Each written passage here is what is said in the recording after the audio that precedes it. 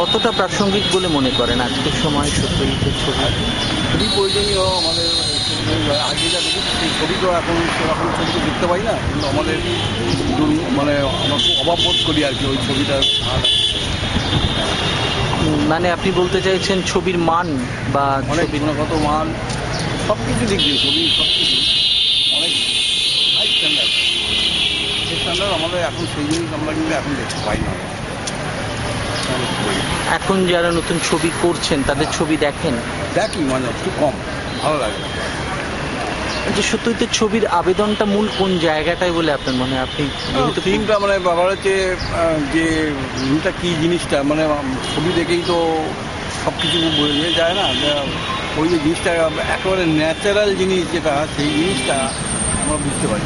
একেবারে ন্যাচারাল মানে ঘুরি বাচ্চা ছেলে থেকে আরম্ভ করে ন্যাচারাল জিনিস যেটাকে বলতে হয় সেই জিনিসগুলো আমরা যেটা পাই সেটা কিন্তু এখনকার ছবিতে দেখতে পাই না। সব জেনারেশনেরই ভালো লাগে।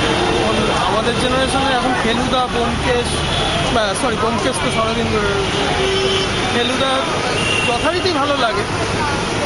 আর সত্যজিৎ রায় সম্পর্কে আর কি বলবো, একজনই তো পেয়েছে অস্কার ভারত থেকে, বাঙালি হিসাবে গর্বিত আর কি। আজকের দিনে দাঁড়িয়ে আজকে তো অনেক নতুন ছবি হচ্ছে, অনেক এক্সপেরিমেন্ট হচ্ছে।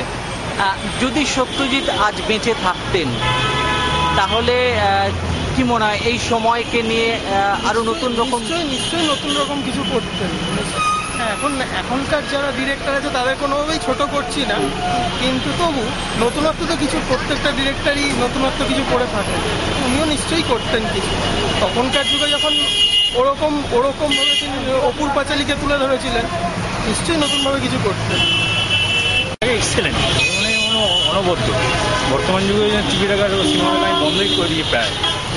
তো বিশেষ করে আমার তো আপনার সোনার কেল্লা, পথের পাঁচালী, আগন্তুক খুবই ভালো লেগেছে অভিনয়গুলো।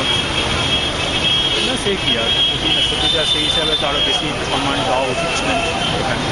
আরও বেশি ওনার আর্কাইভে ওনার এগুলো ভালো করে রাখা উচিত ছিল। অনেক অনেক ছবি তো আমরা আমাদের এখানে নষ্ট হয়ে গেছে। ফরাসি সরকার উদ্যোগ নিয়ে ছবি বাঁচিয়েছে, মানে পথের পাঁচালীর প্রিন্ট প্রায় নষ্ট হতে চলেছে, এবং আরো অন্যান্য ছবিরও প্রিন্ট প্রায় নষ্ট হচ্ছিল, যেটা ফরাসি সরকার নিজের উদ্যোগ নিয়ে বাঁচিয়েছে। একটা খবর আমার কাছে ভালো লেগেছে, সেটা হচ্ছে পথের পাঁচালী রিলিজ হওয়ার অন্তত 40 বছর বাদে ইউএসএ আপনার নতুন একটা মিউজিয়ামে জাস্ট ফার্স্ট রিলিজ হচ্ছে এখানে এতদিন বাদে। এটা আমার কাছে খুবই ভালো লাগছে, যেটা উনিও করতে চেয়েছি। এরকম ধরনের ডাইরেক্টর তো আর ভারতবর্ষে আর সময় বলে তো আমার মনে হয় না।